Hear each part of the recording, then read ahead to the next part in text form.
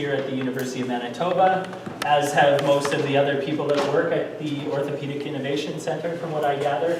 And so I think this will be a really good talk that's probably timely for a lot of you in the program, thinking about things, different directions that you might go after coming out with your degrees in BME.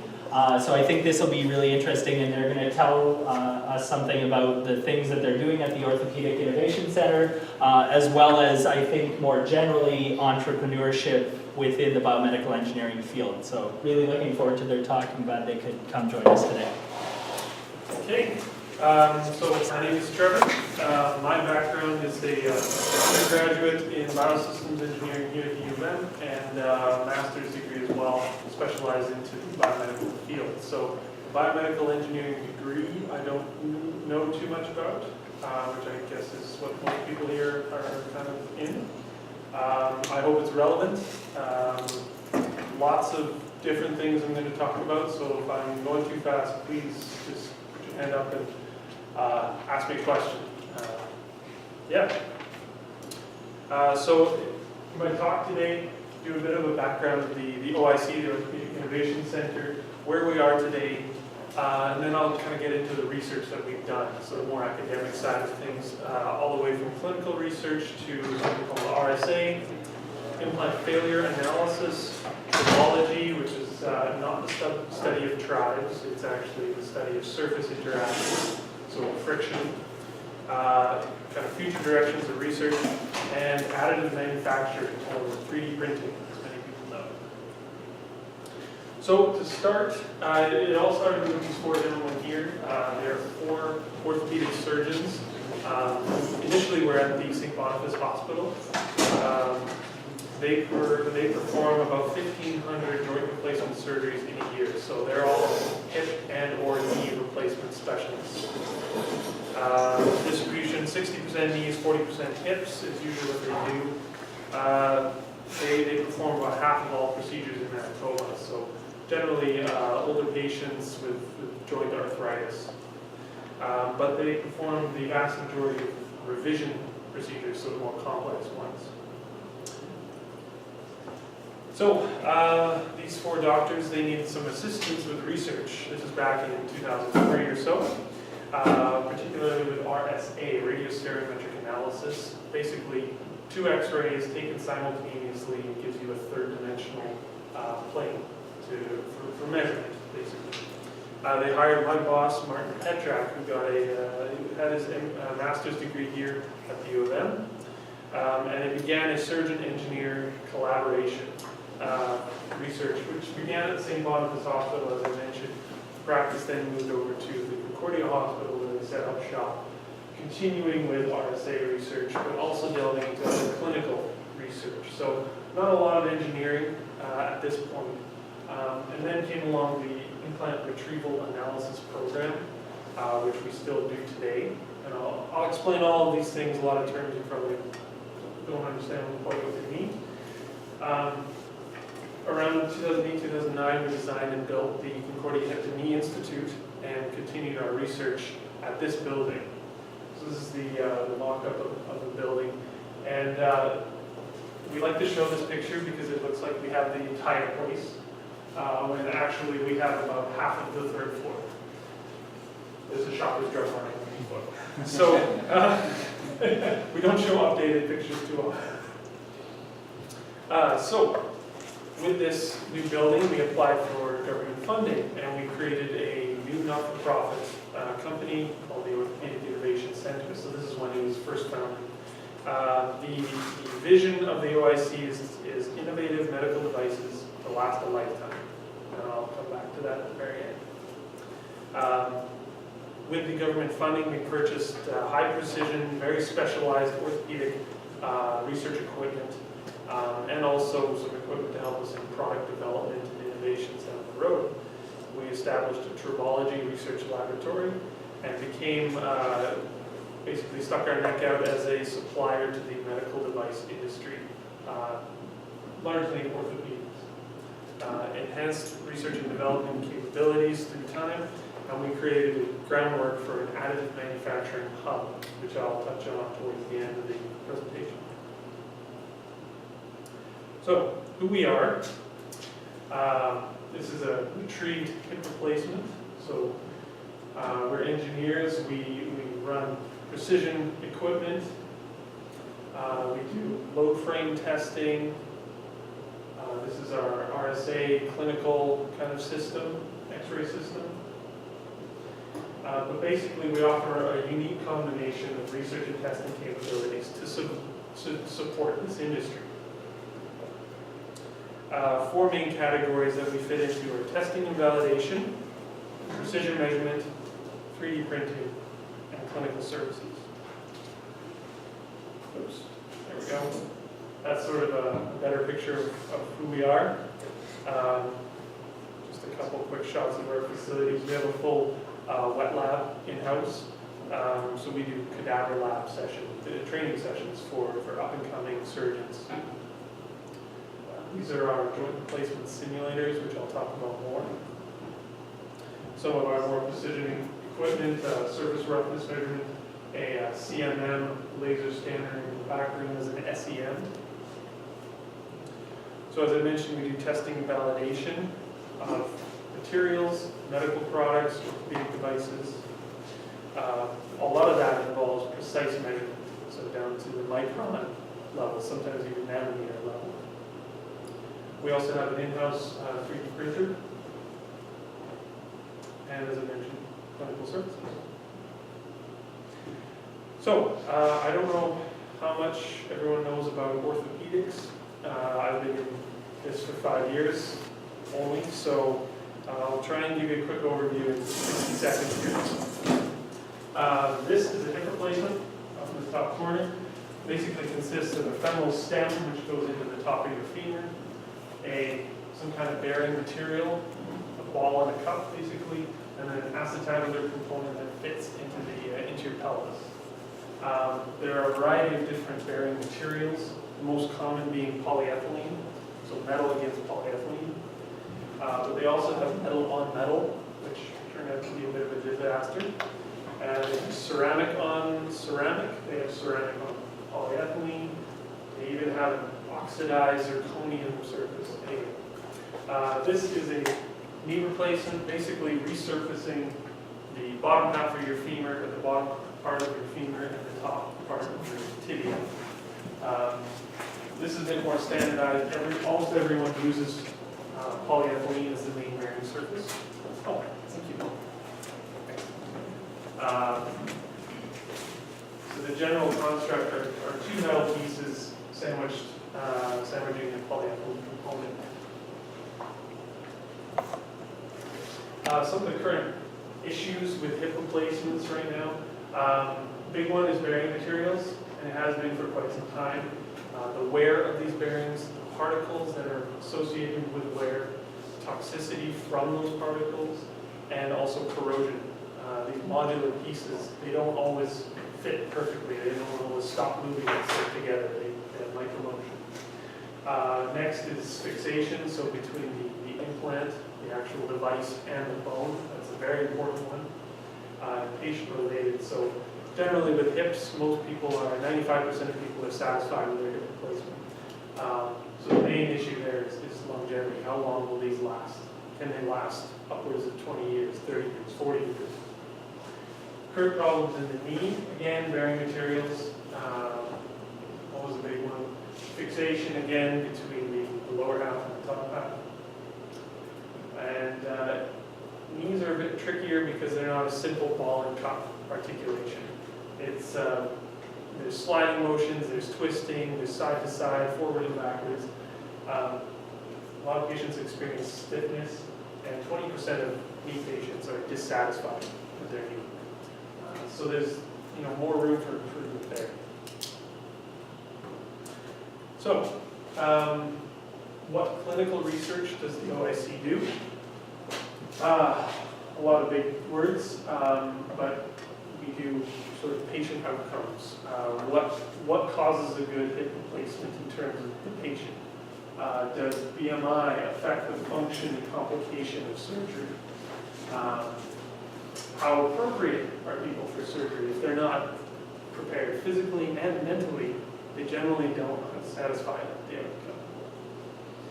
We also look at some drug studies, so common problems with hip replacements are blood clots, deepening thrombosis forming the legs, and so we need to prevent that using either aspirin, fragment, or rivaroxaban, or with the drugs. Also metal blood ion levels.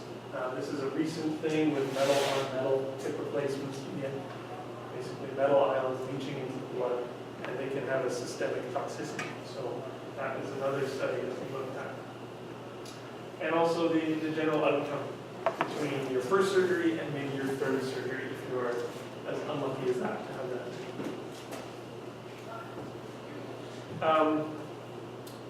Kevin Stockwell, also a former biosystems engineer. He's now in medicine.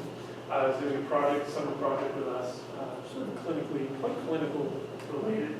He's looking at when you prepare the femur for inserting that femoral stem, you have to create room.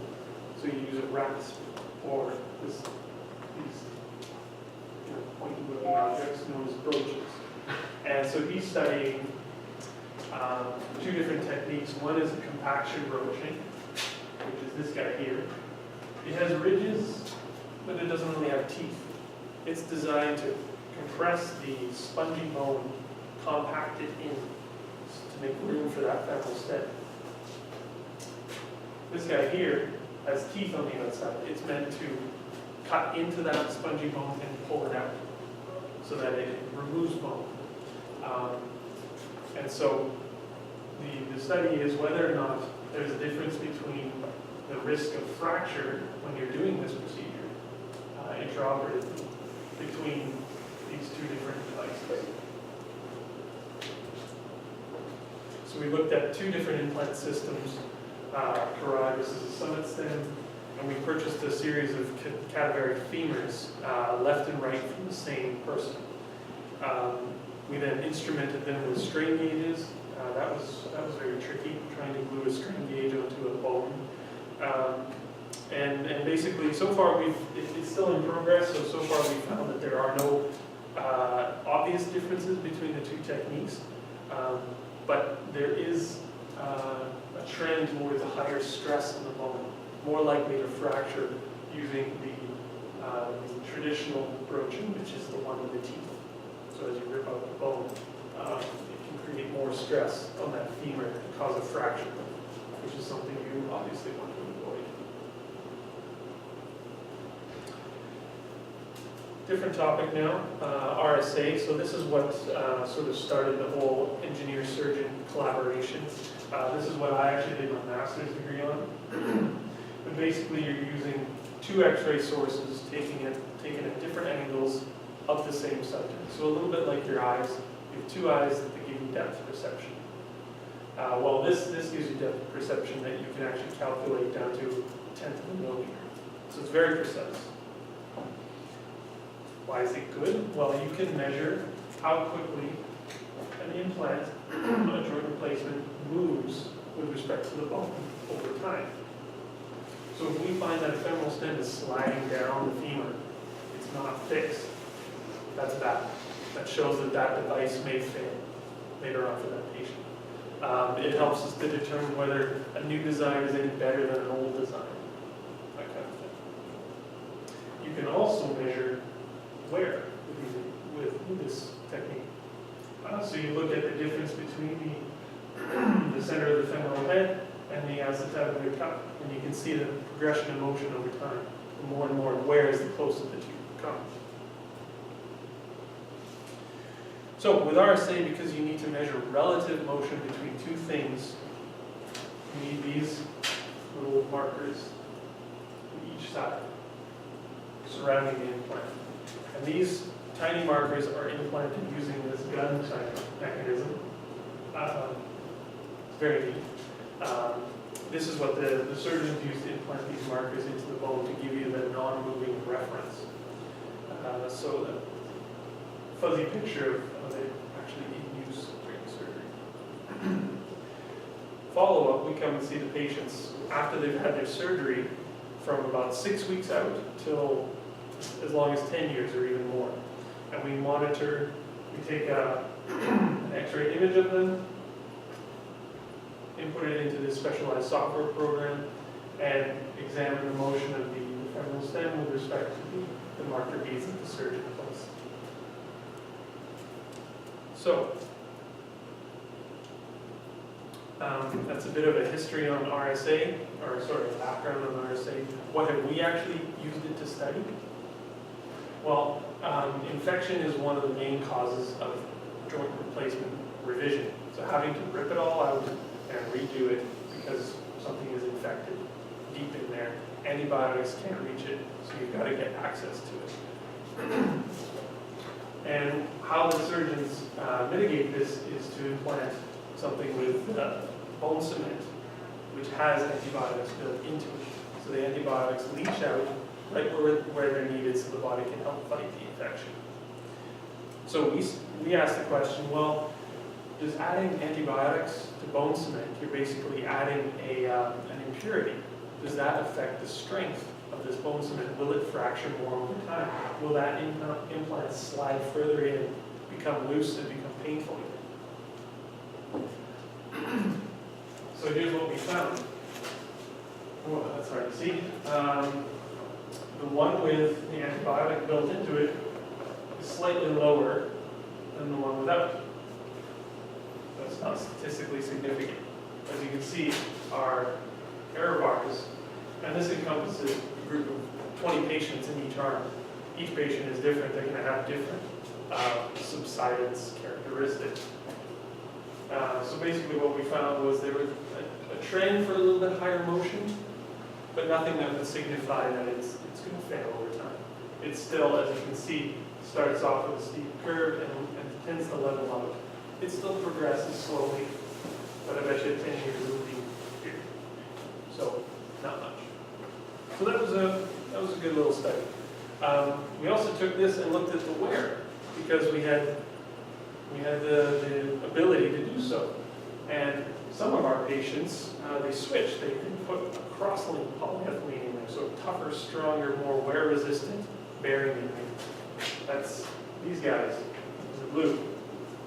This is the amount of wear that we saw.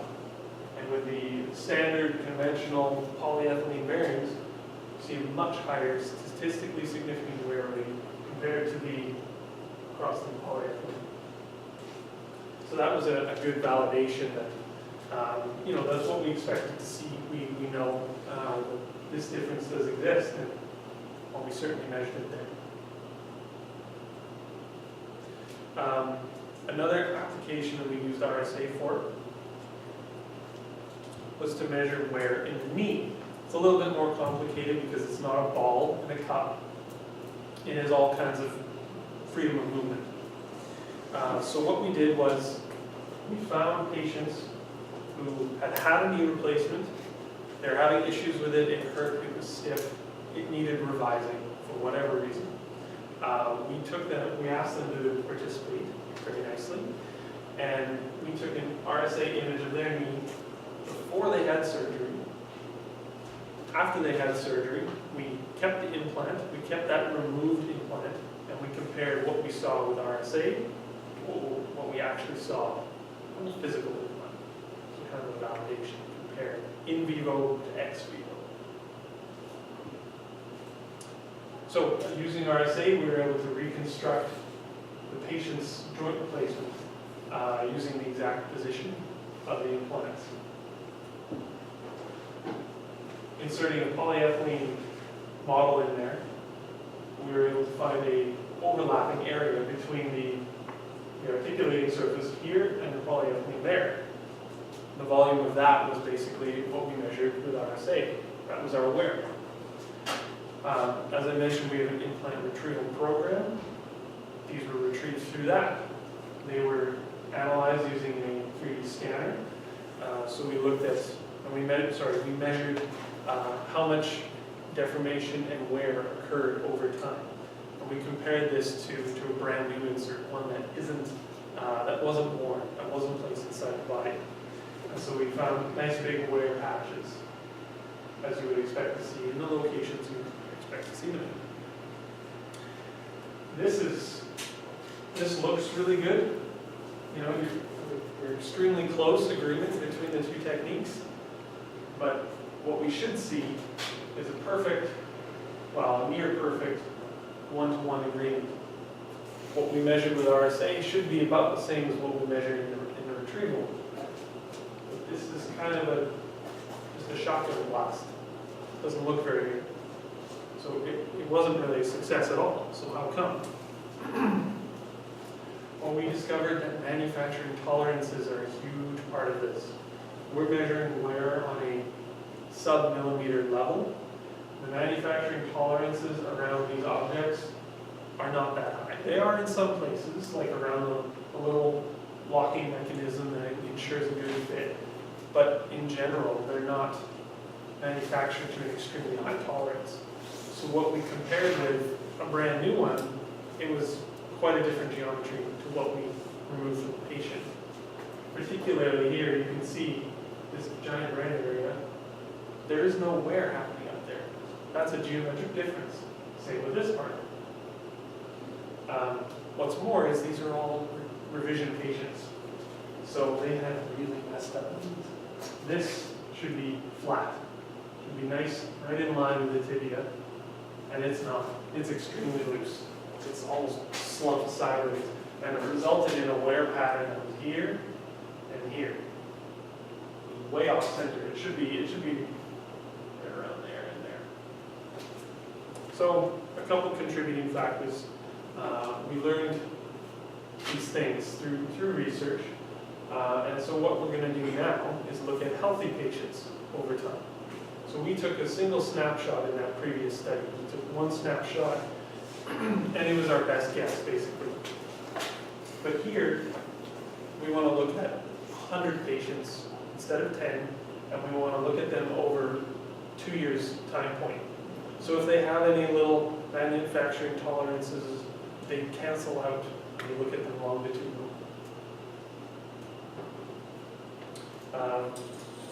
So this is actually a different study looking at fixation of the tibial component here. 30 patients, and this is actually a multi-center study. So we're partnering with colleagues in Halifax to recruit these patients and do the analysis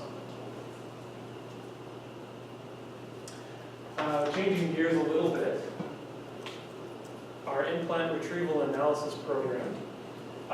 So in pre-2005 or so, any implants that came out of a person after surgery were thrown out. They were discarded. Sometimes they went to a recycling facility because there's a lot of metal on them.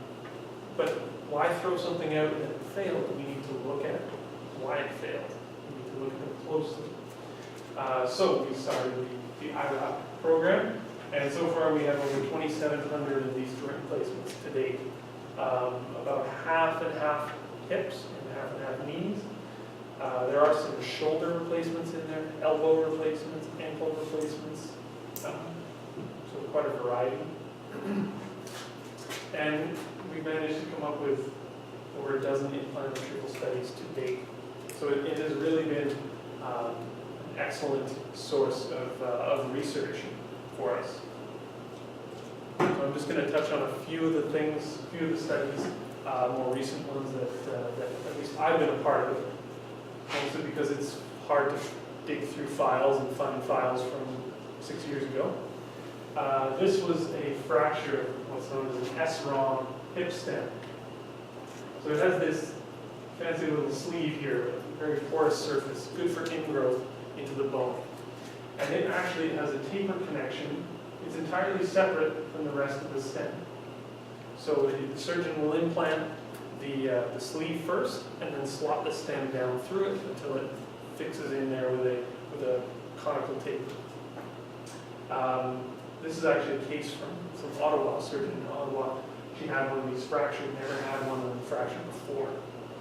So we did a bit of a retrieval analysis on it, and we found some pretty severe corrosion. As you can see, it's really dark looking there, especially in this picture. I'm sorry, I should make the pictures bigger. Extensive corrosion happened on the surface of the stem, as well as the inside surface of this sleeve. And you can clearly see these crack propagation lines emanating out from the initiation point, which is basically right around here. So what we hypothesized is that there was micromotion, so small movements between the sleeve and the stem. Because it's a taper, it's not a rigid fixation. Although it seems rigid, micromotion can occur on a very, very small level. As that occurs, it rubs away a passivation layer, so a protective oxide layer on the titanium metal. So titanium doesn't rust like your normal iron steel. It rusts and it protects itself so that it doesn't continue to rust. While with constant motion, you're removing that. You continue to remove it every step you take. And that leads to a local change in the body chemistry at that point, creates a very acidic environment, and it starts this corrosion process. You get small inclusions and pits in the surface, and it begins a crack. And that crack propagates over time, over many millions of cycles, until it finally fails. So that was our hypothesized reason for failure of this stem. I'll talk a little bit about this one. This is actually a new material. It's polycarbonate urethane. And it's interesting because it's flexible. Usually bearing materials that we see for hip replacements are hard. They're rigid. Even the plastic is almost like stone. It's so tough to be long lasting. But this one is actually flexible and bendy. And the idea was it was supposed to replicate your own cartilage. And this actually was implanted directly against the patient's bone. So it was inserted into the pelvis. There was no metal backing. There was no protective shell on it at all. That was what they had designed it to do. And it was retrieved after 11 months. That is a drop in the ocean. They barely had it in there. And as you can see, there's severe abrasion on the backside there. There's even adhesive wear on the inside. So when your fluid film lubrication breaks down, it will actually pull off small pieces of the inside of this implant. Some more SEM photos of what we saw. So this is on the outside. It says severe abrasion damage, and this is adhesion damage. You can see a patch has been pulled off of the surface. So a really poor design, frankly. There was a lot of movement between this implant and the bone, and it just scarred it up. So the manufacturers published a paper on not doing this recently. So yet another case to add to the literature.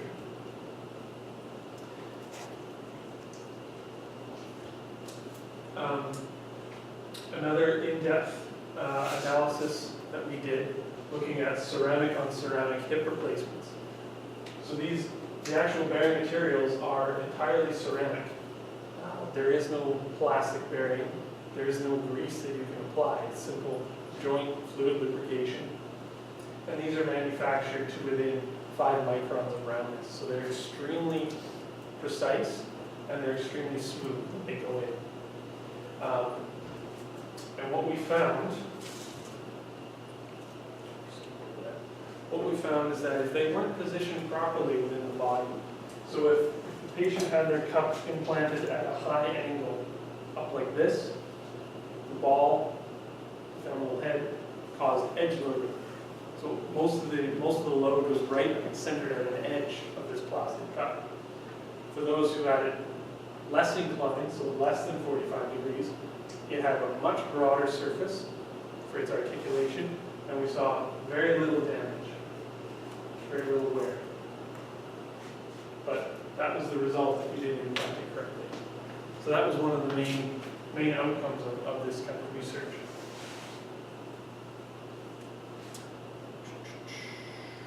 Yeah. Okay. On to tribology, which is the study of surface interaction or friction. This is obviously a very big deal in joint replacements. You need to design a product that will last for millions and millions and millions of cycles. Patients take between 1 to 2 or 3 million steps a year. If you were to say take 10,000 steps a day, that's 3.5 million steps in a year. If this is supposed to last you 30 years, well, it's got to do 100 million cycles. That is a heck of a lot. So you need to ensure that you're using not only strong, resilient materials, but biocompatible materials, including the wear products.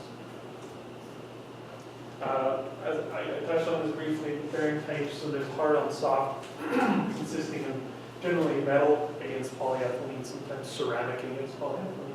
There's hard on hard ones, metal on metal, and ceramic on ceramic.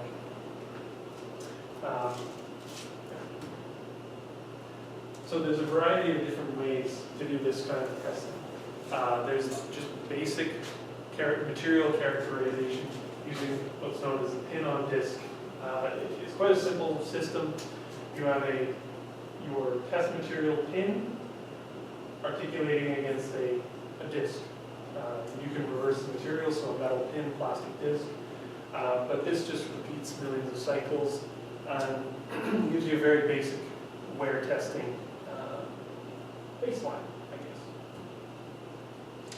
The more interesting ones, what I find interesting, are the hip and knee simulators. So these guys will replicate a walking cycle millions of times.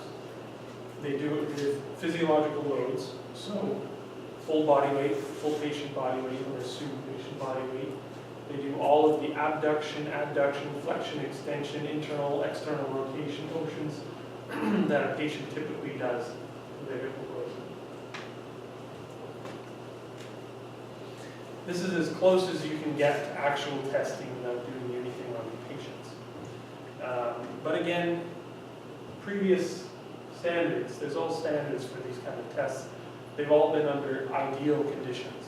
So, a perfect angle of the cup and a perfect centering of this and perfect loads, and basically the patient walks forever with the exact same gait and never sits down and never gets up and that kind of thing. But they have recently revised a lot of these standards to introduce more adverse conditions. So what happens when the neck, the femoral neck, hits the side of the cup? Called impingement. That happens quite frequently. It creates some particles that break off. Sometimes they get into the articulating surface and they really increase the wear. Sometimes as I mentioned, your cup is at a high incline angle. You get edge loading. It increases your wear. Sometimes even the ball and cup separate slightly with each step. And so that impacts every time you take a step. So they've introduced new standards to kind of make it more physiological. So my colleague Leah Gunther, she is now, she also did her master's here at the U of M. Similar program to me, except she did her master's in mechanical engineering. And she mainly studied that pin-on-disc tester, so 2 slides ago. The issue that she looked at is what kind of lubricant do you use? Obviously, there is no oil or anything in the human body. It's joint fluid, known as synovial fluid. This is your synovium. So she looked at what we use to replicate this. It's called a bovine calf serum, or an alpha calf serum. She looked at what it's made up of, protein concentration and what kind of proteins are in there, the osmolality, thermal stability, and the concentration of a commonly found hyaluronic acid. So she was a big help in comparing human synovial fluid to the actual joint replacement fluid that we use. They wanted to also see if it reproduced itself after a joint replacement surgery. So you have all this great synovial fluid, but as soon as you cut into it and replace the joint, does it regenerate? These graphs aren't much use, but what you can see is there isn't much difference between pre-surgery and post-surgery. So that's good. That's really good. And we know that patients are regenerating their joint fluid following a joint replacement.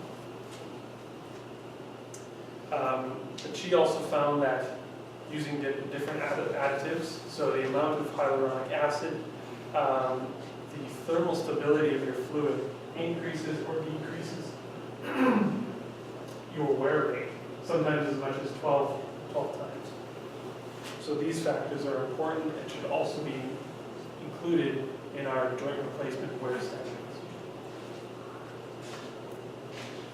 Some of the more recent tribology research was done by Richard Dirkas, who's a PhD student who is defending next week, I believe. He looked at taper corrosion. So a little bit, if you remember that example I showed you of the SROM stem, the sleeve, the stem, the taper, and the corrosion. He looked at this very similar example, but between the neck and the head, so the ball and the actual stem. I'll talk a bit more about that. We also have another PhD student, Shabnam, who is looking at doing an anatomical design of a knee replacement. So actually taking the geometry of a person's knee, natural knee, from MRIs, obtaining the musculature, the ligaments, the bone geometry. Often you can tell where the main forces are applied simply based on how the bone has constructed itself.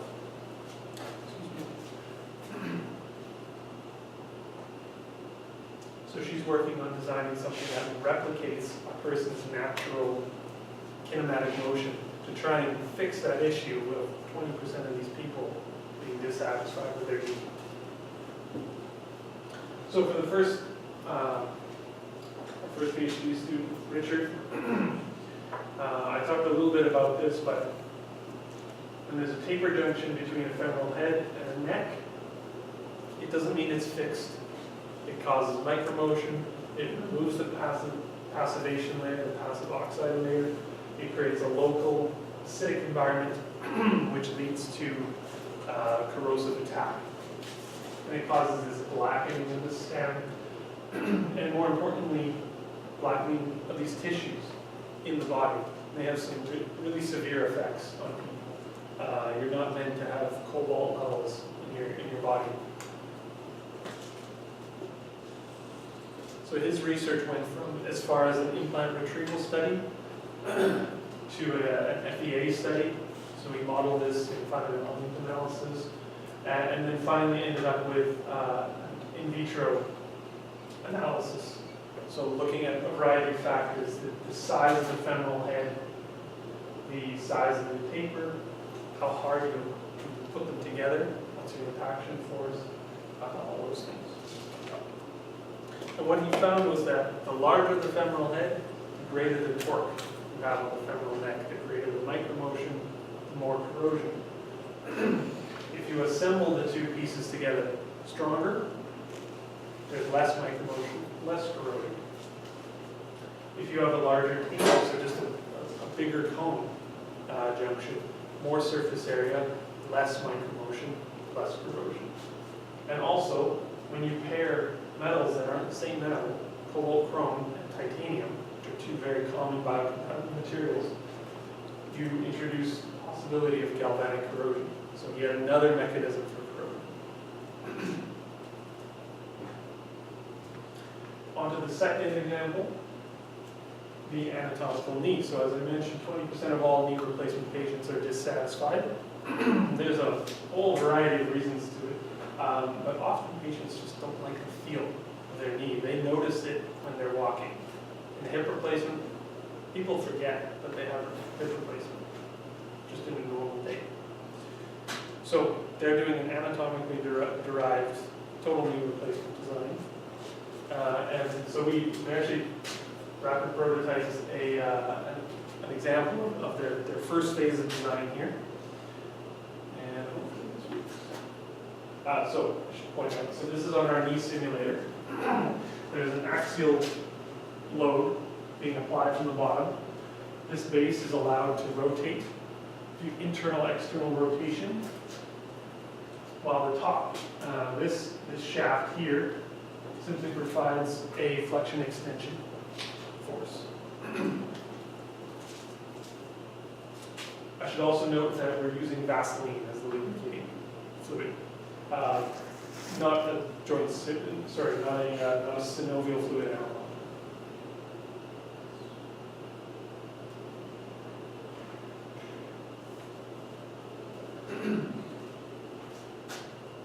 So as you can see, this component thins out towards the very end, causing this to rise. And you can also sort of see a little bit of rotation when I'm not shaking the camera.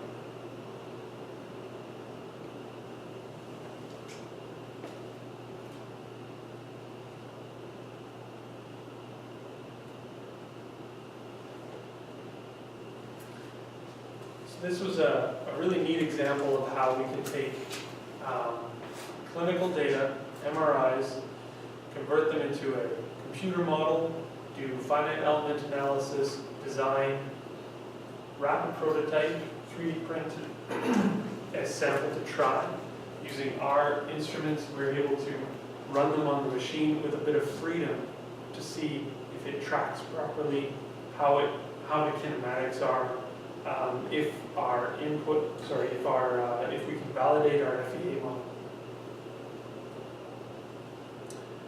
Okay, I'll touch a little bit on that additive manufacturing, because that leads right into it. Pretty new and booming industry that's starting up. The greatest benefit here is that you can produce almost any geometry you can. It is entirely digital, which again is an extreme benefit. Speed is one of the big drawbacks. Simple parts you can't create terribly quickly, but that is increasing with new advancements. Also, new materials are being produced, and it's becoming more and more affordable. This is an example of a camera housing that we manufactured for a company. Obviously, it would be quite hard to make one of these conventionally, and they only wanted one. So the amount of the molding that you need to create this, or the milling that you need, is extensive. Whereas put it in a 3D printer and hit print, and it comes out in a couple of weeks. And very recently, the OIC was awarded actually $5 million from the federal government and about $2.5 or $3 million from the provincial government, with a couple other companies also providing funds to equate to about $20 million to create a manufacturing center, which is entirely for 3D printing. So metal and plastic 3D printing. We partnered with some large 3D printing companies, as well as with some aerospace companies. This is interesting because we found that there was a lot of cross-interaction between aerospace and orthopedics. You need high precision, high strength, and you need to validate everything. You need very good quality control. So this brings us into sort of a new direction of research. No longer looking, we'll continue to do our implant retrievals, we'll continue to do our clinical research, continue to do tribology. But now we have the ability to go into product development, to actually produce and manufacture goods based on our research, our designs, our models. One of the huge benefits, clinical orthopedic benefits of 3D printing, is that you can mimic this cancellous, the spongy bone. That would be extremely hard to create using your traditional manufacturing techniques, but with 3D printing, we can really do it pretty darn well so far. And this is actually an example of what's known as trabecular metal from Zimmer. So this has actually been going on for some time already. Where this has benefit, obviously, is in the fixation between the implant and the bone. Bone likes to grow into structures that look similar to it. So This greatly improves that bone ingrowth, which you need for joint replacements. Also, we have a patent on a drug-eluting material. There is an ability, because all of your plastic materials start as either a powder or a filament, extruded filament, that you can blend different additives into it. So drugs such as an antibiotic, let's say. It means that you can implant an object with built-in antibiotics. It's targeted delivery in a complex geometry. So that is another exciting avenue which we're also going down, trying to create some new ideas, new products for that.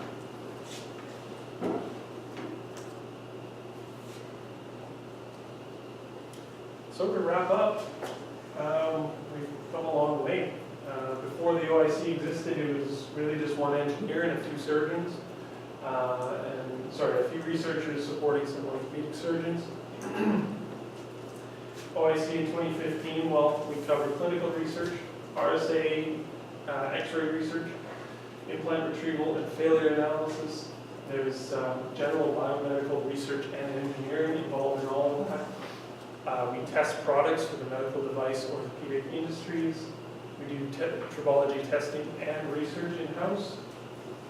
We're starting up an additive manufacturing hub, and we've already developed a number of products and different intellectual property avenues, which we're looking into for expansion into both the medical and non-medical sectors. So, we're getting closer to those innovative orthopedic devices that last a lifetime. And concludes my talk.